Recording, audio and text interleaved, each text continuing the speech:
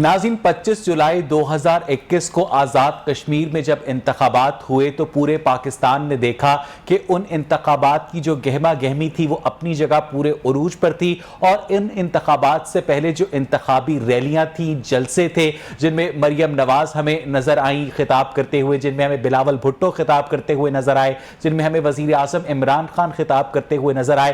पूरा जो जलसा था, पूरा जो इंतखाबी कैंपेन थी आज़ाद कश्मीर के इंतखाबात की, उसमें कहीं ये शायबा नहीं हुआ कि इस वक्त पाकिस्तान जो है कोरोना वायरस की वबा का मुकाबला कर रहा है। इसी तरह 12 सितंबर इस संडे को जो कैंटोनमेंट बोर्ड के बल्दियाती इंतखाबात हुए, कहीं आपको शायबा नहीं हुआ कि पाकिस्तान जो है वो कोरोना वायरस की वबा का मुकाबला कर रहा है। सदर मुमलिकत आरिफ अलवी ने जब पार्लियामेंट के मुश्तरका इजलास से खिताब किया तो कहीं पर शायबा नहीं हुआ कि पाकिस्तान कोरोना वायरस की वबा का मुकाबला कर रहा है। लेकिन जब वजीर तालीम शफकत महमूद की जानिब से ऐलान किया गया कि तलबा को इम्तहानात के बगैर ही पास कर दिया जाएगा और जो तलबा फेल होंगे उन्हें भी 33% नंबर दिए जाएंगे, और उसके पीछे जो रीजन है, उसके पीछे जो लॉजिक है वो ये है कि कोरोना की वजह से फिजिकल एग्जामिनेशंस का जो इनेकाद है वो प्रैक्टिकली इम्पॉसिबल है। जहां पर पॉलिटिकल इंटरेस्ट इन्वॉल्व होता है गवर्नमेंट का, वहां पर कोरोना गवर्नमेंट की राह में हायल नहीं होता, और जहां पर लाखों करोड़ों तलबा का मुस्तकबिल होता है वहां पर कोरोना राह में हायल हो जाता है। इस पर आज के प्रोग्राम के इस सेगमेंट में मैं बात करना चाहूंगा। मेरे साथ स्टूडियोज में मौजूद है मोहतरम काशिफ शहजाद साहब, सूबाई सदर हैं पंजाब टीचर्स यूनियन के, इन मामलात पर गहरी नजर रखते हैं। काशिफ साहब, ये बताइएगा कि बीइंग अ टीचर आप क्या समझते हैं कि तलबा को इस तरह से पास करना बगैर उनकी मेहनत किए, क्या उनके साथ ज्यादती नहीं है? अच्छा, इसमें मैं सबसे पहले तो इस फैसले को मुस्तरद करता हूं कि ये जो इन्होंने कहा है कि जो भी बच्चे फेल हो रहे हैं उनको 33 नंबर दे के पास कर दिया जाएगा, ये ज्यादती है उन तलबा के साथ जो तलबा मेहनत करते हैं। और इन हालात में भी जब स्कूल बंद थे तो तब भी वो तलबा मेहनत करते रहे, और उस दौरान भी वो जो भी किसी तरीके से वो अपने किसी टीचर से, वो होम ट्यूशन से या वो घर में बैठ के या ऑनलाइन से वो कुछ ना कुछ करते रहे और वो तैयारी करते रहे, और उन्होंने इम्तिहान दिया और उस इम्तिहान की तैयारी की और अच्छे नंबर लेने, उनके साथ ये जुल्म है। और एक ये बात आपको मैं बताऊं कि 2014 में एक तजर्बा पहले भी हो चुका है ऐसा। उस वक्त ग्रेडिंग सिस्टम शुरू किया गया था, ABCD F तक ग्रेड लगाए दे के पास फेल का कॉन्सेप्ट खत्म कर दिया जाए, और वो मैं देखता हूं कि आज तक वो बच्चे जिनका E और F ग्रेड था आज तक वो ख्वार हो रहे हैं, और यही इन बच्चों के साथ किया जाएगा। नहीं, मुझे काशिफ साहब लॉजिकली समझाएं कि एक स्टूडेंट जो कि एक मजमून में फेल हो रहा है, उसको गवर्नमेंट कहती है कि फर्ज करें कि उसने 28% नंबर लिए हैं उस मजमून में, गवर्नमेंट उसको 5% रियायती नंबर देकर 33% रियायती नंबर देकर पास कर देती है। ठीक है, वो सिर्फ पास हो रहा है। लेकिन जो स्टूडेंट मेहनत कर रहा है, जिसको आप कह रहे हैं कि जिसकी हक तलफी हो रही है, वो तो 80-90%, 95% नंबर लेकर उसकी तो कोई हक तलफी नहीं हो रही ना काशिफ साहब? नहीं, उसकी मैं जो हक तलफी मैं इस तरह से कह रहा हूं कि जब आप तमाम के तमाम लोगों को पास कर देंगे, उसके अंदर सिर्फ 28 वाला, 29 वाला 33 पे नहीं जाएगा। अगर किसी ने 10 नंबर लिए हैं तो क्या उसको फिर गवर्नमेंट पास नहीं करेगी? अगर किसी के 15 नंबर है, जब आपने पॉलिसी बनानी है कि सबको पास करना है, आप देखेंगे कि वो तलबा जब मैट्रिक पास करके बगैर मेहनत के निकल जाएंगे तो वो आगे भी नहीं पढ़ेंगे, और आगे भी नहीं पढ़ेंगे। नहीं, तलबा को इस बात का अंदाजा नहीं होगा कि हम तो सिर्फ पास हुए हैं, और वो भी हम रियायती पास हुए हैं, हमारा किसी अच्छे कॉलेज में एडमिशन नहीं होगा, और जब किसी अच्छे कॉलेज में एडमिशन नहीं होगा, जो मेहनती तलबा है उनकी हक तलफी नहीं हो रही। काशिफ साहब, यहाँ पर सिर्फ उन स्टूडेंट्स के साथ उन्हें लैटिट्यूड दिया जा रहा है जो गबी हैं, जो नकम्मे हैं, जो कामचोर है, उन्हें मुफ्त में पास किया जा रहा है। काशिफ साहब, ये पॉइंट है एम्फसाइज करने का। उनकी तरफ देखते हुए मेरा जो पॉइंट है ना, वो ये मैं एस्टेब्लिश कर रहा हूं कि उन बच्चों की तरफ देखते हुए आइंदा वो जो बच्चे मेहनती हैं, वो अगले साल के लिए उनकी मेहनत में भी कमी आएगी। एक दूसरे को देख के असर तो पकड़ देंगे, ये बच्चे बगैर पढ़े पास हो रहे हैं, हमें क्या जरूरत है पढ़ने की?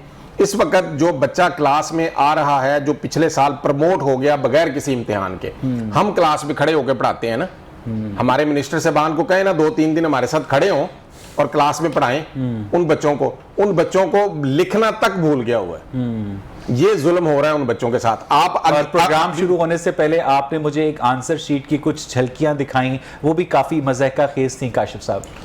मैं वो बात असल में यही है ना कि जब आप तलबा को, हम स्कूल में जब टेस्ट लेते हैं बच्चे का, तो वो टेस्ट के अंदर मैं वापस आपके पास आऊंगा। काशिफ साहब इस वक्त टेलीफोन लाइन पर मुझे ज्वाइन किया मोहतरमा नीलम हयात ने, रहनुमा पाकिस्तान तहरीक इंसाफ की। नीलम साहिबा, आपको मेरी आवाज आ रही है? जी जी मैं सुन रही हूं। नीलम साहबा, मुझे ये बताइएगा कि ये जो पाकिस्तान तहरीक इंसाफ की हुकूमत ने एक काफ़ी अजीबो गरीब तालीमी पॉलिसी मुतारिफ करवाई है कि जो तलबा फेल हो रहे होंगे उन्हें भी 33% नंबर देकर, रियायती नंबर देकर पास कर दिया जाएगा। इस तरह तो जो मेहनती तलबा हैं और जो कामचोर तलबा हैं उनको तो आप लोगों के एग्जामिनेशन सिस्टम ने बराबर कर दिया, और पहले ही इस वक्त हम दुनिया में तालीमी मैदान में सिर्फ अफगानिस्तान से आगे हैं, बाकी पूरी दुनिया हमारे आगे है। आप क्यों तालीमी निजाम के दुश्मन बने हुए हैं being a party? Neelam ji आपने बात ही ऐसी कर दी कि दुश्मन बने हुए हैं, ऐसी कोई बात नहीं है। अपने मुल्क का कोई भी दुश्मन नहीं होता। और अभी जो आप गुफ्तगू कर रहे थे तो साहब फरमा रहे थे कि अच्छे कॉलेजेस में दाखिलों का मसला होगा। दाखिलों का मसला तो तब होगा अगर किसी के ज्यादा नंबर हैं, किसी के कम, तो सबके अब एक ही लाइन में नंबर आके उनको पास किया गया, पढ़ाई के बगैर, क्लासेस लिए बगैर। देखें, आप इस चीज को सीरियस नहीं ले रहे। ये जो कोरोना है जिस तरीके से फैल रहा है, और अब आके जिस तरह गवर्नमेंट ने सख्ती की है, आज मैं पेट्रोल डलवाने गई, उन्होंने कहा कि वो पहले बताए वैक्सीनेटेड अपना वो। मुझे ये बताइएगा कि 25 जुलाई 2021 को आजाद कश्मीर के इंतखाबात के वक्त और 12 सितंबर 2021 को कैंटोनमेंट बोर्ड के बल्दियाती इंतखाबात के वक्त और सदर मुमलिकत आरिफ अलवी के पार्लियामेंट के मुश्तरका इजलास से खिताब के वक्त और वजीर आजम के नथिया गली में 5 स्टार होटल की इफ्तिताही तकरीब से खिताब के वक्त कोरोना कहां था? आप ठीक फरमा रहे हैं। ये चारों बातें जो आपने की हैं ये आप बिल्कुल ठीक कह रहे हैं, लेकिन बात ये है कि ये 4 वाक़ये पूरे मुल्क में आपने गिनवा दिए, और जिस हिसाब से SOPs को फॉलो करवाया जा रहा है, जो लोग कर नहीं रहे, वो एक अलग बात है। आपने कहा कि इलेक्शन में ये हुआ, बिल्कुल हुआ, और जहां भी रश होता है उसको रोकने की बड़ी कोशिश की जाती है। आपका क्या ख्याल है कि 9वें और 10वें मुहर्रम में जो कुछ हुआ वो होना चाहिए था? तो बात यह है कि गवर्नमेंट तो रोकने की कोशिश करती है, मैक्सिमम रोकने की कोशिश करती है। बाकी ये रहा स्कूल का, स्कूल्स बंद हैं, ऑनलाइन बच्चे पढ़ रहे हैं। बात यह है कि हमारा दिल भी इस चीज से दुखता है, और हम ये चाहते हैं कि जल्द से जल्द अवाम इस तरफ आए कि SOPs को फॉलो करें, जो कि लोग नहीं कर रहे हैं। चले नीलम, जरा एक मिनट दीजिएगा मुझे। काशिफ साहब आपकी बात को रिप्लाई करेंगे। काशिफ साहब, उनका जो मौकफ है वो इन प्रिंसिपल हमारे से एग्री करती हैं कि तलबा का नुकसान नहीं होना चाहिए, लेकिन उनका स्टांस ये है, NCOC का स्टांस ये है कि तलबा की जो सेहत है वो गवर्नमेंट को ज्यादा अजीज है, क्योंकि अगर वबा जो है काबू से बाहर हो गई तो फिर जो नुकसान होगा वो कभी रिवर्स नहीं हो सकेगा। काशिफ साहब, अच्छा, पिछले दिनों NCOC ने और तमाम हमारे मिनिस्टर्स ने ये बात वाज़ेह तौर पर बार बार मीडिया पे आके ऐलान किया कि स्कूल हमारे वाहिद वो जगह हैं जहां SOPs फॉलो हो रहे हैं, 100% फॉलो हो रहे हैं।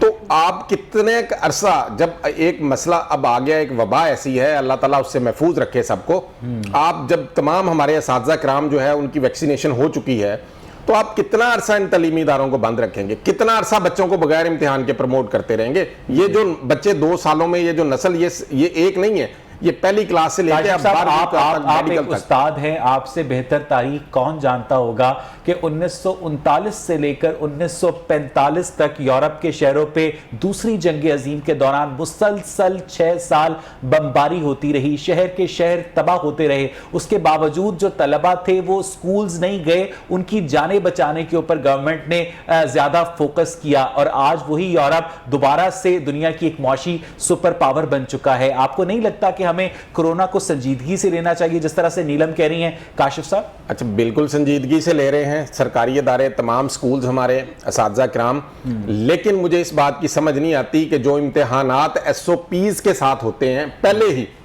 स्कूलों में बच्चे जाते भी SOPs के साथ हैं, उन इम्तिहानात को हम बार बार क्यों खत्म करते हैं? उन इम्तिहानात, अब सप्लीमेंट्री है ना, जो एनुअल एग्जाम होता है उसमें बल्क के अंदर लाखों के हिसाब से स्टूडेंट होते हैं, लेकिन जो सप्लीमेंट्री इम्तिहान होता है उसमें चंद हजार फेल तलबा होते हैं जिन्होंने दोबारा इम्तिहान देना होता है मेहनत करके।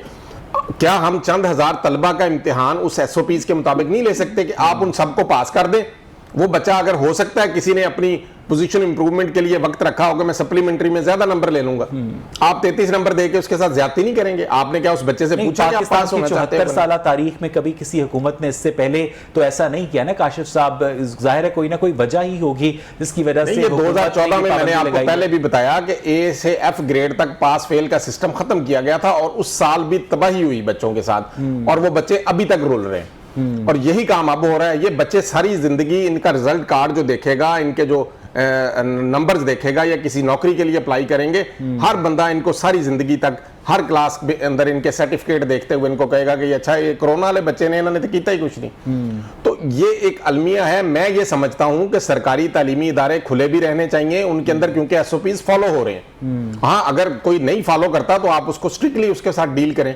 और इम्तिहानात तो किसी सूरत मुलतवी नहीं होने चाहिए, क्योंकि इम्तिहानात के अंदर तो जब सप्लीमेंट्री जिसको आप खत्म करने जा रहे हैं उसके अंदर तो सिर्फ चंद हजार तलबा होंगे और वो पूरे पंजाब की बात नीलम आप क्या समझती हैं कि इस तरह से जो तलबा का तालीमी नुकसान हो रहा है, जो उनके अंदर पढ़ने की हिस्स खत्म हो रही है, जो मेहनत का शौक खत्म हो रहा है। हमने देखा कि ए लेवल्स और ओ लेवल्स के जो स्टूडेंट्स हैं उनके एग्जाम्स तो होते हैं, लेकिन पाकिस्तान में जो मैट्रिक इंटर के तलबा हैं उनके एग्जाम्स की वक्त गवर्नमेंट जो है वो रिलेक्टेंस का शिकार होती है। ओ लेवल्स ए लेवल्स के जो स्टूडेंट हैं, जैसा कि काशिफ साहब कह रहे हैं कि तमाम तर एसओपीज के तहत वो एग्जामिनेशंस होते हैं, लेकिन यहां भी तो एसओपीज फॉलो करवा के इम्तिहान लिया जा सकता है ना नीलम? जी, काशिफ साहब के असल में सवाल में जवाब भी छुपा हुआ था। मैं इनका गौर से बात सुन रही थी। उन्होंने ये फरमाया कि स्कूल में बच्चों को जब बुलाया जाता है तो एसओपीज फॉलो करते हैं। शायद वो ये भूल गए कि स्कूल में बच्चों को, आधे बच्चों को बुलाया जाता है एक दिन और हाफ जो है वो दूसरे दिन कहा जाता है कि आप सारे बच्चों को एक ही दिन नहीं बुलाया जाता, एसओपीज फॉलो करवाए जाते हैं। और लेकिन जब ये देखा, गवर्नमेंट ने भी देखा कि बच्चे जो हैं, आप खुद इस बात के गवाह हैं कि जो बच्चे हैं उनमें बहुत कम जो है फैला कोरोना, वो सिर्फ इसलिए कि स्कूल्स में ये एसओपीज फॉलो करवाए गए, कम बच्चों की हाजिरी। ये उस दिन भी मैं एक स्कूल में, प्राइवेट स्कूल में गई हुई थी, उनके भी टीचर, उनके भी प्रिंसिपल ने कहा कि हमने इस तरह बनाया हुआ है पूरा अपना। नहीं नीलम, ये सारी बातें ठीक है, फेल होने वाले तलबा को रियायती नंबर देकर पास करने के पीछे मंतक क्या है ये समझाएं। ये है, देखिए मेरी बात सुने, हम क्या करें फिर? आप मुझे कोई सजेशन दे दें। जो फेल हो रहे हैं उन्हें फेल होने दें। कैसे मतलब जो तलबा अपनी मेहनत से पास हो रहे हैं उनको आप पास करें, और जो तलबा फेल हो रहे हैं अपनी नकम्मेपन की वजह से, अपनी नालायकी की वजह से, उन्हें फेल होने दें। नहीं, यहाँ मैं थोड़ा सा आपकी बात से इख्तलाफ करूंगी। देखें, ये जो हमारे यहाँ ऑनलाइन फैसिलिटी है ये बड़े बड़े शहरों तक महदूद रही। गांव में मुझे खुद पता है, मैं कच्ची आबादियों में भी जाती हूँ, वहाँ के बच्चे, उनका कसूर बता दें क्या है कईयों के। और हमारी जो बच्चे मेहनत करते हैं उनका कसूर क्या है कि वो मेहनत करते हैं? नहीं, आपकी बात बिल्कुल ठीक है, मगर सबको ये जो 2 साल में जिन बच्चों के नंबर कम आएंगे बकौल काशिफ साहब के, उनको नौकरियों में वो उनका ये, लेकिन नौकरियों वालों को भी पता है कि ये 2 साल बड़े क्रुशियल थे, और ये वो वाले बच्चे हैं, पिछला रिकॉर्ड भी देखेंगे उनका। अच्छा, वैसे काशिफ साहब, नीलम की इस बात में काफी वजन है कि ऑनलाइन एजुकेशन, प्राइवेट ट्यूशन हर कोई स्टूडेंट तो अफोर्ड नहीं कर सकता, और खास तौर पर जो पाकिस्तान के रूरल एरियाज हैं जहां पर इंटरनेट की फैसिलिटी नहीं है, तलबा के पास उस तरह से मोबाइल गैजेट्स नहीं है, लैपटॉप्स नहीं है, वो उनके वालिदैन ऑनलाइन ट्यूशन अफोर्ड नहीं कर सकते, तो फिर उन तलबा का काशिफ साहब क्या कसूर है? अच्छा, इस बात को मैं नीलम साहबा की बात का जवाब ये दे दूं कि इस बात को मद्देनजर रखते हुए कि 50% तलबा एक दिन आ रहे हैं, 50% दूसरे दिन आ रहे हैं, और ऑनलाइन के अंदर भी जब बंद रहे तालीमी अदारे तो उस वक्त प्रॉब्लम्स आई, उसको मद्देनजर रखते हुए गवर्नमेंट ने, पंजाब टेक्स्ट बुक बोर्ड ने स्मार्ट सिलेबस मुतारफ करवाया था।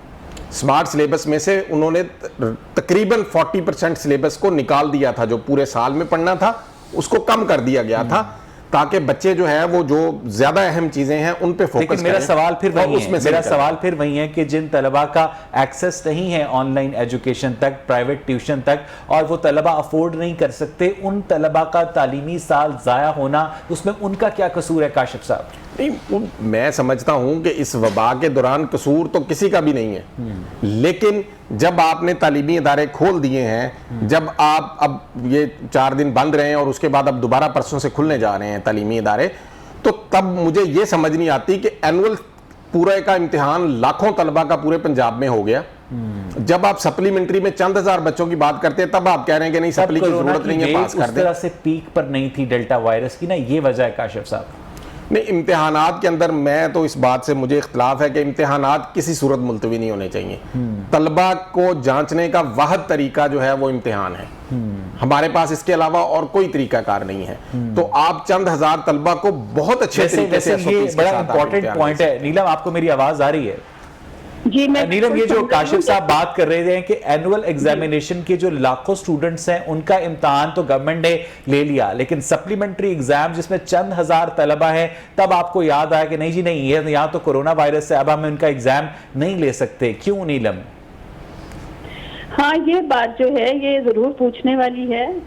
ये अगर बाकियों का लिया जा रहा है और एग्जाम नहीं लिया जा रहा, उनको उसी तरह पास किया जा रहा है, तो इनको भी ये राइट होनी चाहिए। मैं बिल्कुल इस बात से इत्तेफाक करती हूँ। लेकिन अभी जो इससे पहले बात की गई है, देखिए ये 2 साल के जो सारे इदारों को, सब ऑफिस को सब पता होगा कि ये 2 साल की जो रिपोर्ट हमारे सामने बच्चे की पड़ी है, ये कोरोना के दिनों की है। इसमें लाइक भी हैं, न लाइक भी बच्चे हैं, लाइक भी बच्चे हैं। और वो मेरा नहीं ख्याल कि उनकी मुझे ये बात समझाएं कि जिस बच्चे ने मैट्रिक का मैथ्स और फिजिक्स नहीं पढ़ा और बगैर पढ़े पास हुआ, तो वो इंटर की मैथ्स और फिजिक्स को कैसे अंडरस्टैंड करेगा? और अगर वो इंटर की मैथ्स और फिजिक्स से में भी बगैर पढ़े पास हुआ, तो वो इंजीनियरिंग कॉलेज में जाकर जैसा इंजीनियर बनेगा, तो फिर तो वो कौम के साथ एक बहुत बड़ा मजाक हो रहा है ना नीलम। ये काशिफ साहब ठीक कह रहे हैं। फिर नहीं, देखें मेरी बात सुने, ये बात कहना कि नहीं पढ़ा, बच्चों को पढ़ाई से किसी ने भी मना नहीं किया। हमारे घरों के बच्चे भी बाकायदा ट्यूशंस भी ले रहे हैं, घर पे आके टीचर उन्हें पढ़ा भी वो अफोर्ड कर सकते हैं मैम, गरीब बच्चे अफोर्ड नहीं कर सकते। गरीब बच्चों की मैं बात करती हूँ, गरीब बच्चों की तरफ भी मैं आ रही हूँ। देखें, जो गरीब बच्चा भी है ना, अगर उनको पास कर दिया गया है, मैंने खुद देखा है, मैं स्लम्स एरिया में एक जो है वो स्कूल चलाती हूँ, फ्री स्कूल चलाती हूँ, लेकिन मैंने खुद देखा है कि बच्चे बड़ी मेहनत करते हैं। अगर वो आज के लिए स्कूल बंद है, लेकिन उनको काम दिया जाता है, घर में उनको काम भेजे जाते हैं, टीचर्स बहुत मेहनत कर रहे हैं। लेकिन ये इतना बुरा हमारे पे वक्त आया हुआ है और पूरी दुनिया में ये आया हुआ है। नीलम, मैंने ब्रेक पर जाने से पहले एक बात की थी जो कि मुझे आज प्रोग्राम शुरू होने से पहले काशिफ शहजाद साहब ने अपने मोबाइल में तलबा की कुछ आंसर कॉपीज दिखाई। आप यकीन करें, उनको देखकर मैंने अपना सर पकड़ लिया। न्यूक्लियर फिशन के आगे वो जो स्टूडेंट्स हैं वो अपने घरेलू मजबूरियां और हालात लिख रहे हैं, एनर्जी की तारीफ के आगे वो अपने घरेलू मजबूरियां और हालात बयान कर रहे हैं, और वो मुमतहिन से एक्सपेक्ट कर रहे हैं कि मुमतहिन जो है वो तमाम तर रहम दिली अपने अंदर समोकर अपने हल्फ से गद्दारी कर उन्हें पास कर दे। इस तरह हम तलबा को क्या हम उन्हें सहल पसंदी की जानिब माइल नहीं कर रहे नीलम? देखें, जहाँ पर अच्छी चीज होती है थोड़ी सी बुरी भी हो जाती है। इंसान परफेक्ट नहीं है, परफेक्ट सिर्फ अल्लाह की जात है। मैं मानती हूँ कि बहुत से फ्लॉज आ जाते हैं, हो जाते हैं इस तरह की चीजें कि हम हर चीज को ओवरकम नहीं कर सकते। और मैं समझती हूँ कि इतने बुरे वक्त में गवर्नमेंट जिस तरीके से मुल्क को संभाल रही है, जो ही पीटीआई की गवर्नमेंट आई और साथ ही कोरोना संभाल रही है, और बिल्कुल बिल्कुल, मैं ये नहीं आप ये समझें कि मैं गवर्नमेंट में हूँ तो मैं आज 170 का डॉलर हो गया है। नहीं तो अब क्या करें ना, जब अल्लाह करता कि आप तब ये सवाल उन लोगों से करते जो ये मुल्क का हाल करके गए। अब तो आप हमें भी कहना शुरू हो गए कि आपने ये क्या रट लगाई होती है जी, वो हाल करके बुरा, वो हाल करके बुरा। बुलाए ना इनको जो बाहर जाके बैठे हुए हैं, आके डॉलर का। परवेज मुशर्रफ की बात कर रही है? नहीं, परवेज मुशर्रफ की क्या कर रही हूँ, बात कर रही हूँ। मैं नीलम वापस आपके पास आऊंगा। काशिफ साहब, मुझे ये बताइएगा कि इस वक्त स्टूडेंट्स जो हैं वो, आप जिन स्टूडेंट्स के साथ इंटरैक्ट करते हैं, उनके अंदर मेहनत करने का जज्बा क्या मांद पड़ गया है कि हमने तो अब जनाब ऐसे ही पास हो जाना है? सबसे पहले तो एक बड़ा मसला ये पैदा हुआ कि जब दोबारा स्कूल खुले ना, तो हमारे जो गवर्नमेंट स्कूलों की मैं बात कर रहा हूँ, क्योंकि गवर्नमेंट स्कूल के अंदर वो तलबा आते हैं जो जिनमें से कोई 50-60% गरीब वालिदैन के बच्चे होते हैं, और वो बच्चे जो हैं उनमें से अक्सर बच्चे जो हैं, जब हम उनको स्कूल बुलाने के लिए फ़ोन करते हैं तो पता चलता है कि वो बच्चे माँ बाप ने किसी काम पे डाल दिए।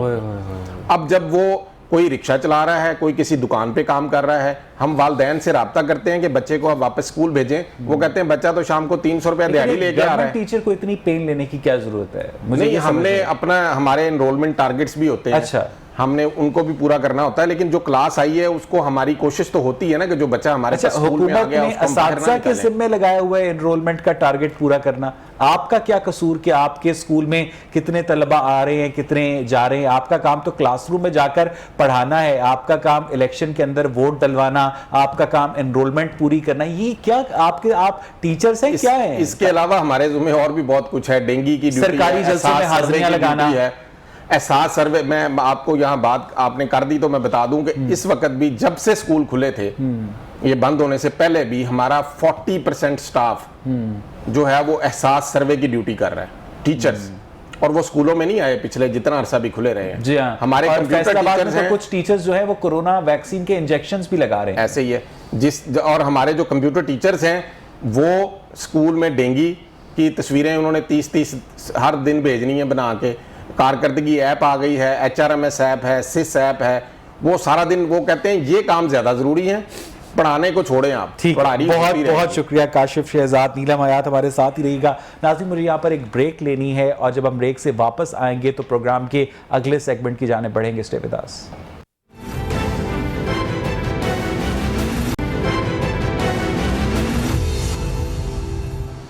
वेलकम एक नाज़रीन। प्रोग्राम के इस सेगमेंट में मुझे एक इंतहाई अहम मौजू के ऊपर बात करनी है। पिछले साल अंदरून लाहौर में वर्ल्ड सिटी अथॉरिटी की गफलत की वजह से एक घर गिर गया। हुकूमत की जानिब से ऐलान किया गया कि वो इस घर को दोबारा तामीर करेगी और आज तक वो घर दोबारा तामीर नहीं किया जा सका। आपको याद होगा कि पिछले साल मई के महीने में PIA का एक तैयारा कराची में क्रैश कर गया था और जिस मोहल्ले के ऊपर क्रैश कर गया था, गवर्नमेंट की जानिब से ऐलान किया गया था कि वहां पर घरों की दोबारा तामीर की जाएगी, वो भी आज तक मुमकिन नहीं हो सकी है।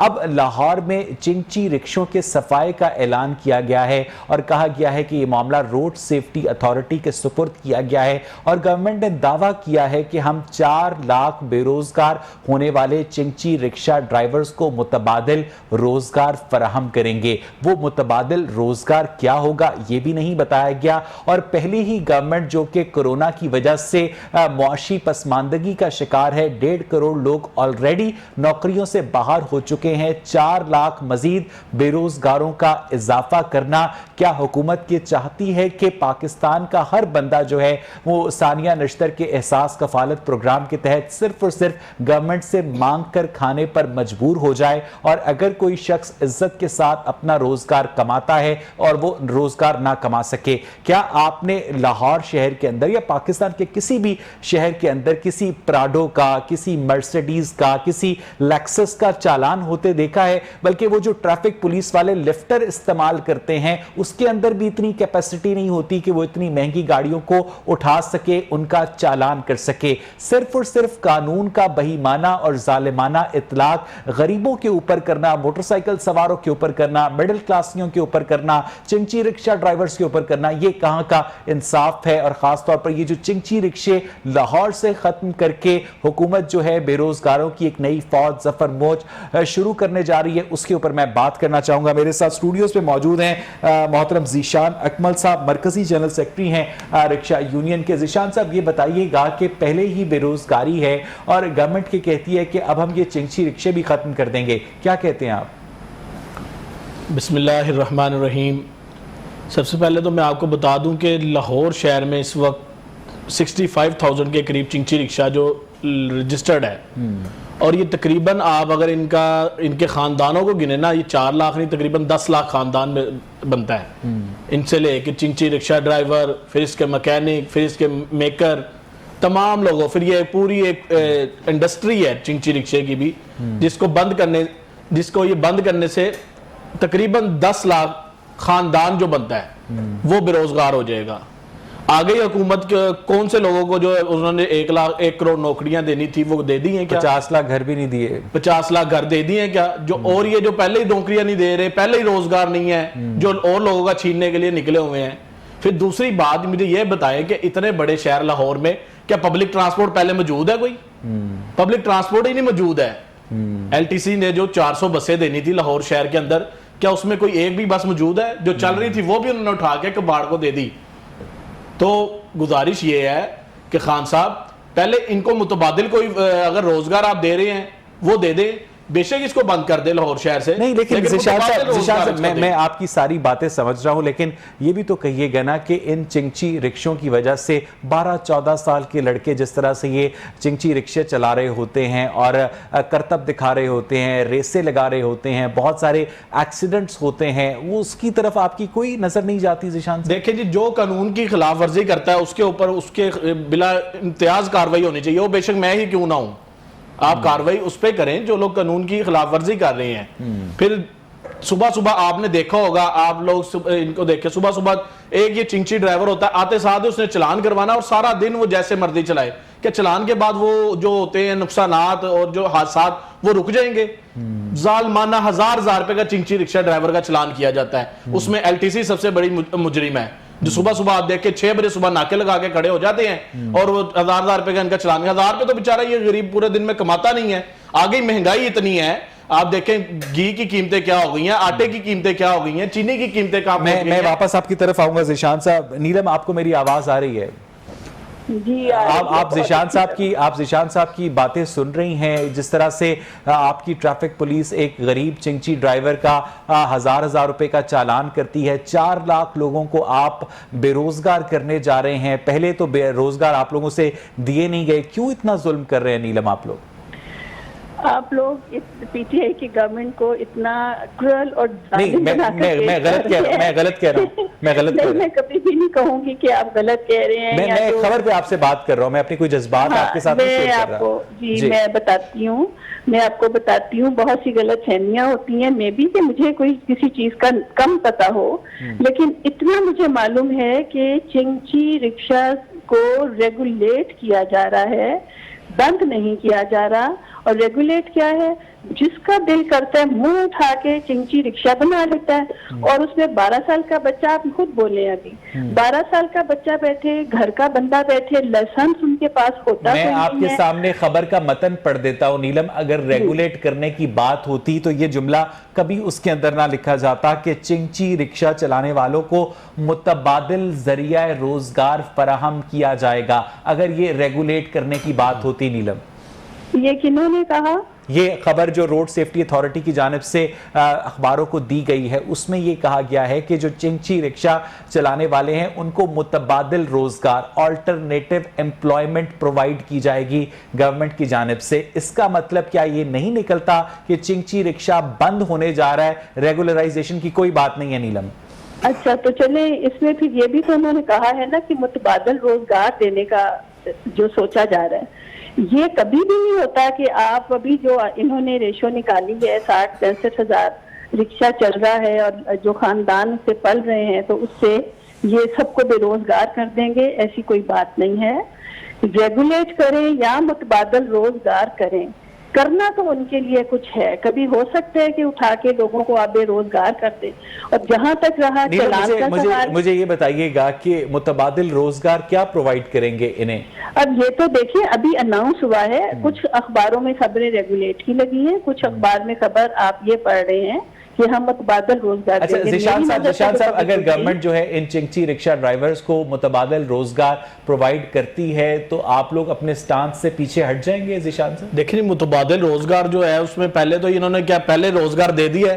पहले तो ये उन लोगों को रोजगार दे दे जो इन्होंने देने थे। जो एक रोजगार चल रहा है उसको उसके पीछे पड़ गए जो लोग कमा रहे हैं। आगे मुझे पहले बता दें कि इस मुल्क का क्या हालात किस तरफ जा रहे हैं, महंगाई कितनी है।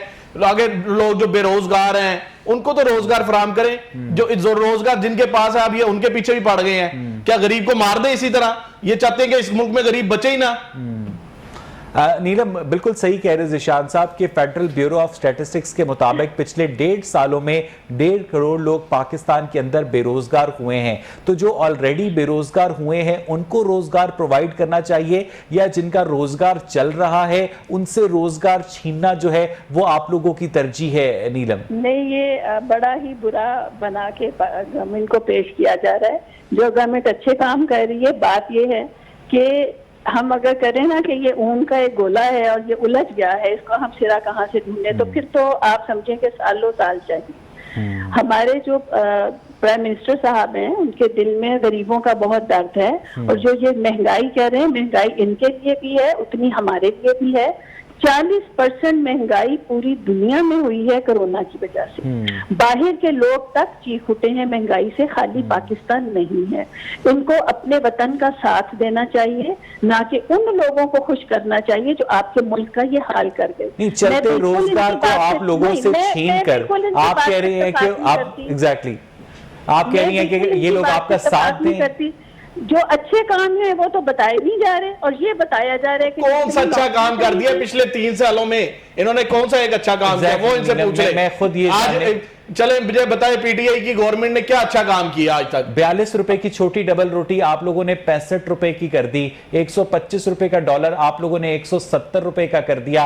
8 रुपए का बिजली का यूनिट आप लोगों ने 26 रुपए का कर दिया। गैस की प्राइसेस में 300 गुना इजाफा कर दिया। ये कारकर्दगी है नीलम पीटीआई की। और जो बिजली, आपको ये खबर नहीं मिली कि बिजली 60% सस्ती होने जा रही है। अभी मियां मुंशी हॉस्पिटल और जनरल हॉस्पिटल को पूरा जो सोलर पे डाला गया है, और बाकी सारे तो हॉस्पिटल सोलर पे डाले जा रहे। देखें, मुल्क का इतना बेड़ा गर्क हो चुका है कि ये आहिस्ता आहिस्ता सब चीजें ठीक हो रही हैं और होने जा रही हैं। जो अच्छे काम गवर्नमेंट ने अच्छा नीलम, वो बिजली 60% सस्ती नहीं होने जा रही। वो वफाकी वजीर साइंस शिबली फराज ने ये कहा है कि हम ऐसी इलेक्ट्रिकल अप्लायंसेस बना रहे हैं जो 60% कम बिजली कंज्यूम करेंगे। जो बिजली की प्राइस है इस वक्त वो 26 रुपए फी यूनिट के ऊपर है। नीलम हयात, देखिए मेरी बात सुने, मैंने आपको आपके सवाल के जवाब में पहले ही कहा कि महंगाई सिर्फ पाकिस्तान के लिए नहीं है, पूरी दुनिया में 40% महंगाई हुई, 40% पूरी दुनिया में।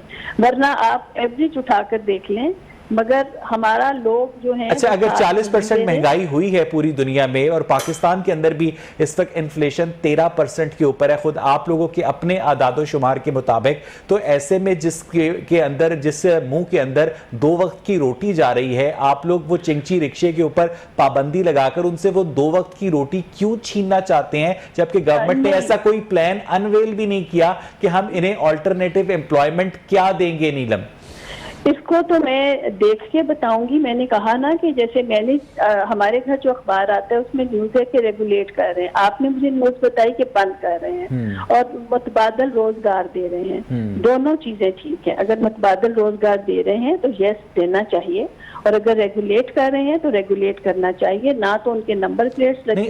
अगर एक शख्स मुतबादिल रोजगार नहीं लेना चाहता, अगर वो अपनी मर्जी का मालिक रहना चाहता है, अगर वो अपने रोजगार का मालिक रहना चाहता है, वो अपनी सवारी खुद चलाना चाहता है, तो आप लोग उससे उसका बेसिक फंडामेंटल राइट क्यों छीन रहे हैं?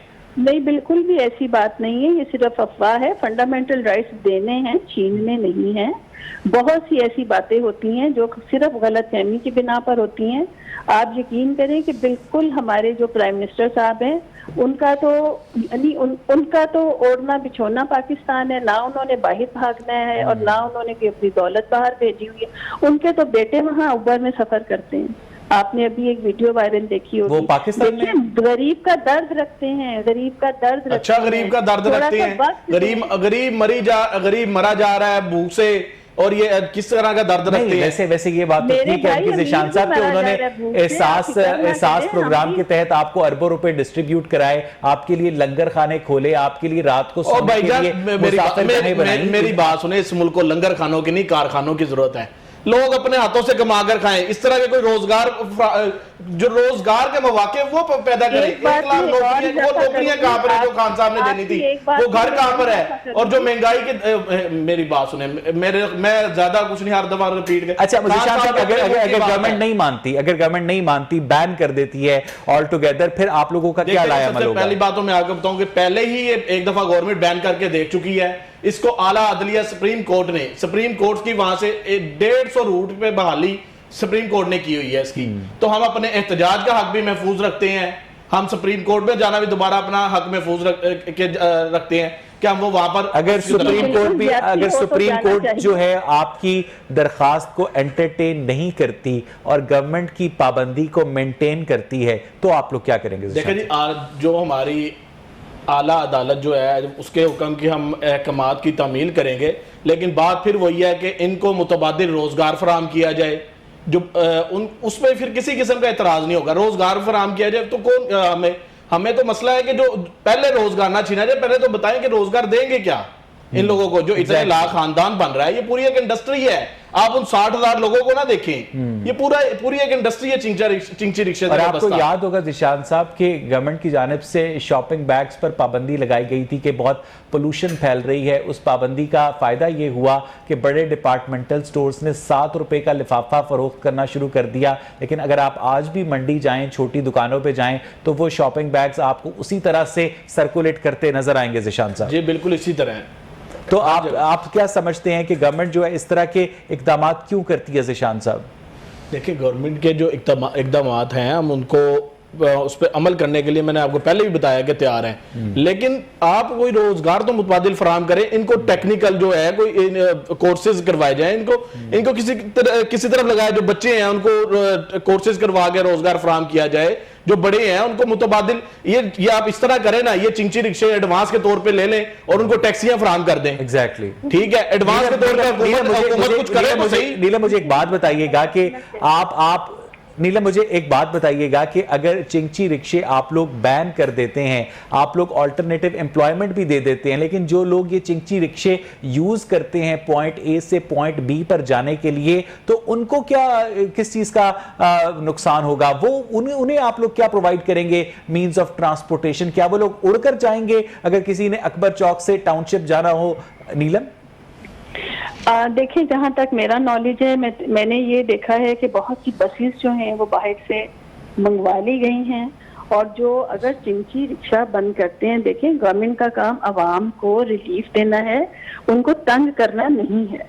कहीं से भी ना सोचें कि खास तौर पर गरीबों को तंग किया जाएगा, बिल्कुल ऐसी बात नहीं है। जो बात एग्जिस्ट ही नहीं करती, मैं उसका आपको क्या जवाब? बहुत बहुत शुक्रिया नीलम हयात, आपका हमें ज्वाइन किया। मुझे ये बताइएगा जिशान साहब, आखिरी सवाल आपसे कि आप क्या समझते हैं कि चले आप लोगों का साथ अगर मीडिया को देना पड़ा, मीडिया तो देगा, लेकिन क्या आप समझते हैं कि खुद चिंची ड्राइवर जो हैं उन्हें भी थोड़ी सी एहतियात करनी चाहिए सड़कों पर? जी बिल्कुल करनी चाहिए। देखें, मैंने आपको पहले भी बताया, जितने हमारे मेंबर्स हैं हम जगह जगह इनको एजुकेट कर रहे हैं, इनकी वर्कशॉप्स कर रहे हैं अपने तौर पे, जो कि ये गवर्नमेंट के करने वाले काम है, ठीक है ना कि ये हमारा करने वाला काम है, लेकिन हम फिर भी अपने तौर पे जितना कर सकते हैं हम ये कर रहे हैं। बहुत बहुत शुक्रिया ज़िशान अकमल साहब। नाज़रीन, मुझे यहाँ पर एक ब्रेक लेनी है और जब हम ब्रेक के बाद वापस आएंगे तो प्रोग्राम में आखिरी सेगमेंट पर बात करेंगे। Stay with us.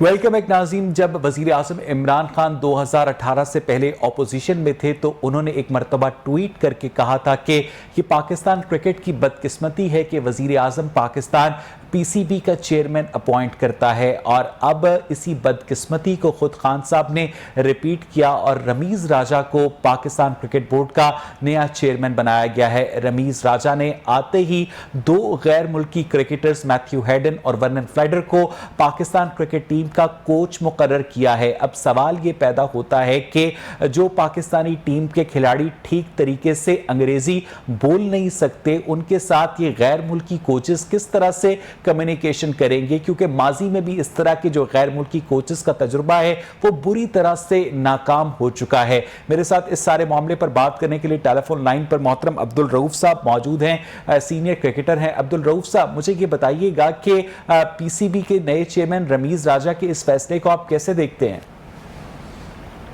देखिए, जितने भी क्रिकेट के हल्के उन्होंने इस फैसले को खुशाइन करार दिया, क्योंकि एटलीस्ट रमीज राजा का जो बायोडाटा या जो उसका ताल्लुक है वो क्रिकेट कम्युनिटी से है, और क्रिकेट कम्युनिटी में काफी उनको एजुकेटेड और विजनरी समझा जाता है। तो मेरा ख्याल है कि इसी वजह से जितने भी पाकिस्तान में क्रिकेट के हल्के हैं उन्होंने इस फैसले का खैर मुकदम किया है।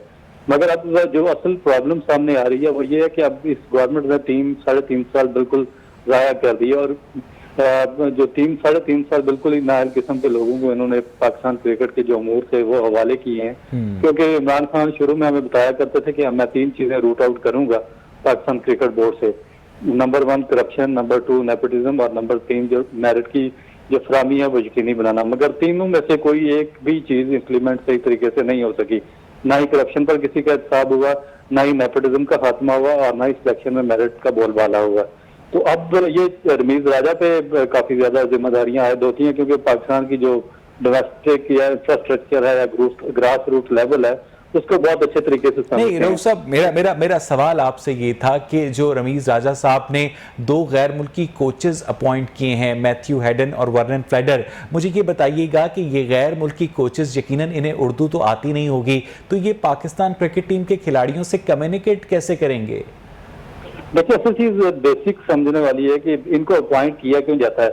आपकी जो नेशनल क्रिकेट अकेडमी है, पिछले 20 साल से कोचिंग डेवलपमेंट का काम वहां पर हो रहा है, और 20 साल से कोचिंग डेवलपमेंट प्रोग्राम और नेशनल क्रिकेट अकेडमी पर आप बेशुमार अरबों रुपया खर्च कर चुके हैं, और आपके पास ऐसे क्वालिटी के 2 कोच मुयसर नहीं है 20 साल में, आप प्रोडक्शन नहीं दे सके जो आकर पाकिस्तान टीम की कोचिंग करे। और अभी वसीम अकरम ने कहा कि हमारे पास कोई एक भी ऐसा कोच नहीं है पाकिस्तान के पूरे सर्किट में जो कि इंटरनेशनल लेवल पर इसहल हो कि वो किसी भी इंटरनेशनल टीम की कोचिंग कर सके। तो ये मेरा क्या जो असल प्रॉब्लम है, बजाय के अपॉइंटमेंट, क्योंकि ये तो शॉर्ट टर्म फैसले हैं, वो आते हैं अपना। रऊफ साहब, मेरा सवाल फिर वहीं पर है कि कुछ लोग कहते हैं कि ये कोच की मौजूदगी का नहीं, नीयत की मौजूदगी का मामला है। अगर नीयत हो तो पाकिस्तान के अंदर टैलेंट की कोई कमी नहीं है, अगर टैलेंटेड खिलाड़ी मौजूद हैं तो टैलेंटेड कोचेस भी मौजूद हैं, लेकिन ये जो गैर मुल्की कोचेस अपॉइंट किए जाते हैं, ये अपनी इंस्ट्रक्शंस किस जबान में पाकिस्तानी खिलाड़ियों तक पहुंचाते हैं? देखो, बेसिकली तो जितना भी इंटरेक्शन इनका होता है वो इंग्लिश में ही होता है, और इंग्लिश सिर्फ आस-पास, क्योंकि जो क्रिकेट की जो लैंग्वेज होती है, बेसिक लैंग्वेज, वो तो कोई भी ऐसा खिलाड़ी नहीं होता जो नहीं समझ सकता, क्योंकि हम लोग यहाँ से बिल्कुल हमारी जो बेसिक एजुकेशन वो ना होने के बराबर होती है, और जब इंग्लैंड जाकर क्रिकेट खेलते हैं तो वहाँ भी हम समझ जाते हैं कि हमने क्या सीखना और क्या डिलीवर करना आगे। तो ये प्रॉब्लम तो मेरा ख्याल है कि थोड़े अर्से के बाद सॉर्ट आउट लैंग्वेज की हो जाते हैं, मगर असल प्रॉब्लम वही खड़ा होता है कि जब वो ये काम छोड़कर चल गया तो फार्मर तो आप समझते हैं रऊफ साहब कि पाकिस्तान में टैलेंटेड कोचेस नहीं हैं? देखिए, पाकिस्तान में टैलेंटेड कोचेज इसलिए नहीं है कि जो पाकिस्तान की नेशनल अकेडमी है या कोचिंग डेवलपमेंट है का इदारा है, उसने पिछले 20 साल में बिल्कुल टाइम ज़ाया किया, इसलिए कि उन्होंने जो सर्टिफिकेट बांटे हैं लेवल 2 या लेवल 3 के, क्योंकि मैंने खुद ये 2-3 कोर्सेज। अच्छा रऊफ साहब, लास्ट क्वेश्चन, जो T20 वर्ल्ड कप के लिए टीम अनाउंस हुई है, क्या आप समझते हैं वो कैपेबल है? पहले आप एक सवाल तो पूरा करें जी, मेरे पास वक्त कम था इसलिए। जी रऊफ साहब, आप अपनी बात पूरी करें। तो वो कोचिंग में बात कर रहा था कि ये जो जब तक वहाँ पे इन्होंने अच्छे लोगों को अप्लाई नहीं करेंगे, पढ़े लिखे लोगों को ऊपर लेकर नहीं आएंगे, तब तक आपका ये मसला कोचिंग का हल नहीं हो सकता। अब दूसरी बात पे आ जाते हैं कि आपकी ये जो टीम पे T20 टीम पे, तो इसमें भी वही चीज है जो कि इससे पहले देखी जा रही थी कि काफी जो आपका मिडिल ऑर्डर है, स्पेशली जो 5 बैट्समैन मिडिल ऑर्डर में आपके खेल रहे हैं, उनकी एवरेज जो 15 रन से भी कम है। तो आप कैसे 15 रन से कम वाले एवरेज को पाकिस्तान की टीम में से बड़े। बहुत बहुत शुक्रिया अब्दुल रऊफ साहब, हमारा वक्त खत्म हो गया। नाज़रीन, आज का प्रोग्राम आपने देखा। जरूरत इस बात की है कि पाकिस्तान क्रिकेट बोर्ड के नए चेयरमैन रमीज राजा ये मत कहें कि मैं तनकीद नहीं सुनूंगा, बल्कि ऐसी कारकर्दगी का मुजाहिरा करें कि उनके ऊपर तनकीद हो ही ना। आज का प्रोग्राम देखने के लिए शुक्रिया।